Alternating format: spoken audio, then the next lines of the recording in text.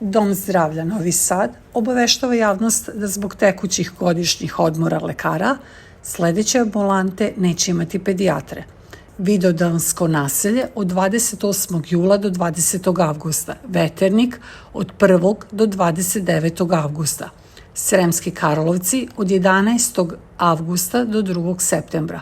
Tokom tih dana pacijenti se mogu javiti u najbližu ambulantu i to iz Vidovdanskog naselja u ambulantu Klisa, iz Veternika u ambulantu Futog, iz Sремских Карловаца u ambulantu Petrovaradina.